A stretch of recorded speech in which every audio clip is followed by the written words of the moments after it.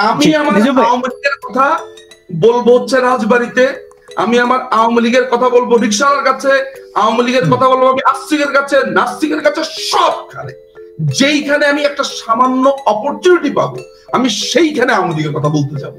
আমি তো দেখি প্রত্যেকদিন তারা যে পরিমাণ স্বৈরাচার, মানে আওয়ামী লীগকে নিষিদ্ধ করে ফেলেছে, এর চেয়ে স্বৈরাচারের কি হতে পারে? যে দলটা বাংলাদেশে জন্ম দিচ্ছে, একটা দলকে আওয়ামী লীগ সমর্থন করে বাংলাদেশে 5-6 কোটি কম করে হলেও, এতগুলো মানুষের মধ্যে সবাই কি খারাপ? তাহলে তো বাংলাদেশে মানুষই থাকে না ভালো, মানে এতগুলো মানুষের তারা বলতেছে জেলে ভরবে। নিজম মজুমদার, আমার অবস্থান আমি পরিষ্কার করলাম যে আমি আমার বোঝা শেষ যে ধান্দা কোথায়। আর নিজম ভাই, আমি যদি একটু স্পেসিফিক জানতে চাই, আপনি বলছিলেন যে এখানে একটা ইহুদি রাষ্ট্র তৈরি করা হবে বা খ্রিস্টান রাষ্ট্র করা হবে, যেকোনো হ্যাঁ, তো এখন এইটা করার পরে কি তৌহিদের জন্য তারা শেখ হাসিনাকে ডাকবেন? যে মানে আমি খুব অবাক হব না হেফাজত বলেন যে না, শেখ হাসিনা ঠিক ছিলেন। এর অনেকগুলো কারণ, পাকিস্তান আমাদের উপরে গণহত্যা চালিয়েছে, পাকিস্তান এখন এদের কাছে প্রিয়, গোলাম আজমের বাংলায় বা আওয়ামী লীগের ঠাঁই নেই। রাইট। তো ধরেন মানে বাংলাদেশ আওয়ামী লীগকে নিয়ে সমালোচনা করছে, বাংলাদেশ আওয়ামী লীগকে নিয়ে বলছে, অ্যাবসলিউটলি ফাইন, ঠিক আছে, আমাদের ব্যাপারে বলছে, পলিটিক্যাল পার্টি, আমাদের সমালোচনা আলোচনা হবে। বাংলাদেশের কি কোটি কোটি মানুষ আজকে প্রতিবাদ করতে পারতো না, যারা ধরেন আওয়ামী লীগকে দেখতে পারে না? কিন্তু মুক্তিযুদ্ধ, আমি বঙ্গবন্ধুর কথাও বাদ দিলাম, মুক্তিযুদ্ধ, এই দেশের 9 মাসের রক্তক্ষয়ী সংগ্রাম, জাতীয় পতাকা, জাতীয় সঙ্গীত, তারা তো আজকে প্রতিবাদ করলো না। সে তো প্রতিবাদ গুটি কয়েক আওয়ামী লীগের ছেলেপেলেরাই করছে। তাহলে বছরের পর বছর যে আমাদেরকে বলা হয় যে আমরা মুক্তিযুদ্ধের চেতনা বেঁচে খাই, আজকে আমরা আমাদের জীবন আন্ডারগ্রাউন্ড জীবন হয়ে গেছে। আমাদের আন্ডারগ্রাউন্ডে আমরা আজকে সশস্ত্র সংগ্রাম ছাড়া আমাদের কিছু করার নেই, এমন আমি ব্যক্তিগতভাবে ভাবার পরেও আমরাই সেই মুক্তিযুদ্ধের কথা বলছি। প্রতিবাদ কারা করছে? আসাদ নূর করছে। হেফাজত সরাসরি সিআইএ থেকে ফান্ডিং পাচ্ছে। সিআইএ বলেন, এরা তো সারা জীবন ফান্ডের উপরে চলেছে, এখন এটা নতুন কিছু না তাদের। এটা এখন বক্তব্য হচ্ছে ইহুদি রাষ্ট্র হলে বা খ্রিস্টান রাষ্ট্র হলে আমরা তো এখন টের পাবো না, যখন হবে তখন টের পাবো, তখন তো কিছু করার থাকবে না। কারণ আমেরিকা যদি পাকিস্তানকে বলে ওঠ, উঠবে, বসবে, আমরাও।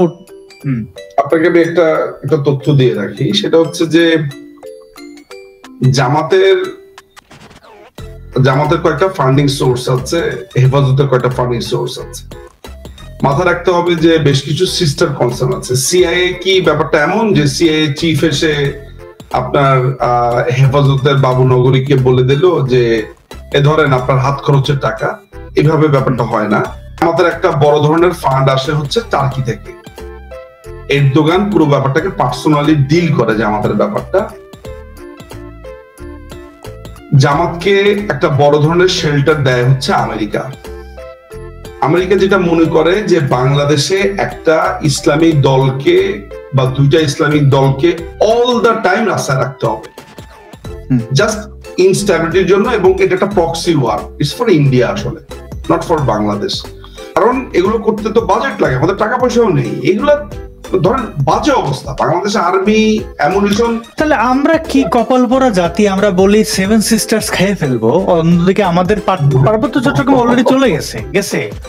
শোনেন, আমি আপনাকে বলি, এই কলকাতাতে যে ইস্টার্ন কমান্ড আছে, ইস্টার্ন কমান্ড লাগবে না। আপনি বাংলাদেশের সেনাবাহিনীর একজন কর্মকর্তার সাথে কথা বলবেন, আমি নিজে জানি তারা এত সেন্সিবল, এবং আপনাকে বলে দিবে যে তিনি কতক্ষণ টিকতে পারবেন যুদ্ধে, আলটিমেটলি তার অ্যামুনিশন কি আছে।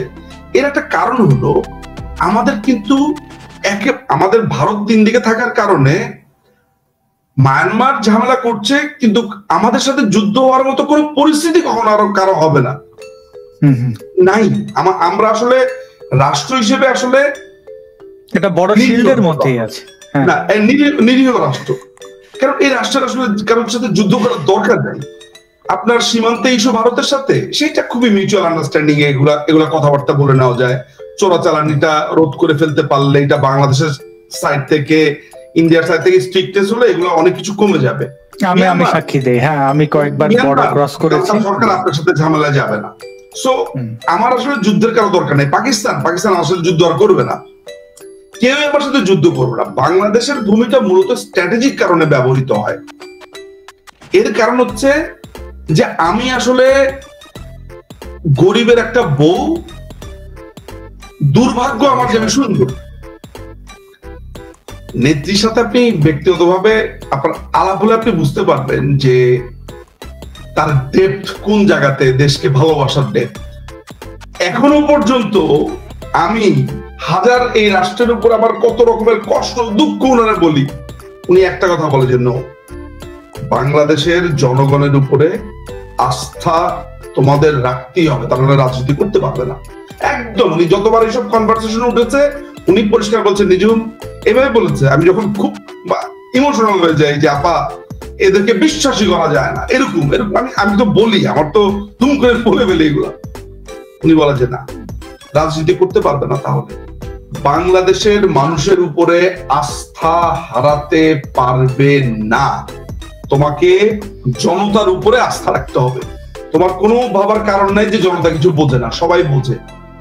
অনেক সময় বলতে পারে না ভয়ে, এবং এদের উপরে আস্থা রেখে তোমাকে আগাতে হবে বা তোমাদেরকে আগাতে হবে, এইভাবে কথা এইভাবে। আজকে আপনি যা যা দেখলেন আপনার এই জীবদ্দশাতে বা আপনার অভিজ্ঞতাতে, আপনি যা যা দেখলেন, বেঁচে যদি থাকি, আমি যদি বেঁচে থাকি আপনার সাথে, নিশ্চয়ই আবার আপনাকে সেই দিন বলবো যে আসাদ, আমি আপনাকে 11ই মে তারিখে বলেছিলাম এর প্রত্যেকটা কর্মকাণ্ডকে অবৈধ ঘোষণা করবে, অবৈধ ঘোষণা করা হবে। এই পুরো রেজিম, এই পুরো গত 9 মাস ওরা পুরোটা সময় এটা অবৈধ ঘোষণা হবে, এগুলোর কোনো ভিত্তি নেই। এবং যারা এই ঘটনার সাথে জড়িত ছিল, এগুলো প্রত্যেকটা রাষ্ট্রদ্রোহ অপরাধ, সংবিধানকে ছিনতাই করা, সংবিধানকে এভাবে ব্যবহার করা, এদের প্রত্যেকের সর্বোচ্চ শাস্তির জন্য মানে ওই যারা একটা শাস্তি নিশ্চিত করবে তারা আদালতকে অনুরোধ করবে, তাদের একটা সম্ভাবনা আছে ফাঁসি হয়ে যাওয়ার। আমি আপনাকে এই কথাটা বলছি। জাস্ট তারা তাদের মৃত্যুদণ্ডের জন্য একটা করে রশি তো আসলে শেষ করতে একটাই হবে, কিন্তু জাস্ট মৃত্যুদণ্ডের জন্য একটা করে ওইখানে গাছ হচ্ছে তারা। এটা 1 নাম্বার। আচ্ছা, 2 নাম্বার যে প্রশ্নটা আপনি করেছেন যে এটার পেছনের শক্তিটা, দেখুন আপনি যদি একটু মনে করতে পারেন যে 2022 সালে মার্কিন যুক্তরাষ্ট্র তারা একটি আইন করে, বার্মা অ্যাক্ট। আমি একটু অনুরোধ করবো, আপনি হয়তো শুনেছেন, স্কিম থ্রু করেছেন, আপনি এইটার উপরে একটু গভীরভাবে নির্দেশনা দিবেন। আপনি যেহেতু অনুসন্ধিৎসু মন আপনার, আপনি গবেষণা করতে পছন্দ করেন, আপনি বার্মা অ্যাক্ট 2022 যদি পড়েন, তাহলে আপনি দেখবেন যে মার্কিন যুক্তরাষ্ট্র অলরেডি একটা প্ল্যান করে ফেলেছে। সেটা হয়েছে যে নাইক্ষ্যংছড়ি, বান্দরবন, আরাকান এই অংশটাতে তারা একটা আলাদা রাষ্ট্র করতে চায়। নাইক্ষ্যংছড়িতে তারা একটা দীর্ঘ সময় খ্রিস্টান মিশনারিরা সেখানে কাজ করেছে। যদিও লোকটা জঙ্গি, কিন্তু তার কথা আমাকে বলতে হয়। গুনবি নামে একটা লোক আছে, মাহমুদুল হাসান গুনবি, ভয়ঙ্কর রকমের জঙ্গি। ওরা কিন্তু এটা ধরতে পেরেছিল। গুনবিদের ওদের হচ্ছে আনসার আল ইসলাম ফিল হিন্দাল সারিকা। মাথায় রাখবেন, মাঝে মধ্যে হিজবুত তাহরির, তারপর হচ্ছে যে এই জঙ্গি গোষ্ঠী যখন আপনার এই তৎপরতাগুলো নিয়ে বলে, একেবারে ফেলে দেবেন না, চুপচাপ শুনবেন। এরা কিন্তু খুব ভালো নজরদারি করে, এবং আমরাও জানতাম ওদের কথা ঠিক আছে। গুনবির একটা কথা ঠিক আমরা জানতাম, যেটা বাংলাদেশ সরকার নজরদারির ভিতরে রেখেছিল, সেটা হচ্ছে সেখানে প্রচুর খ্রিস্টান মিশনারিরা। দেখুন, ওই চিল্লা ঠিক বলেন কোম্পানি কিন্তু ওই খ্রিস্টান মিশনারিরা না।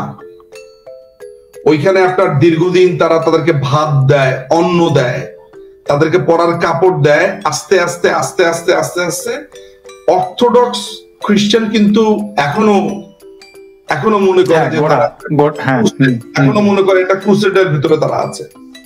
তো এই অর্থোডক্স যারা খ্রিস্টান আছে, একটা দীর্ঘ সময় সেখানে কাজ করেছে।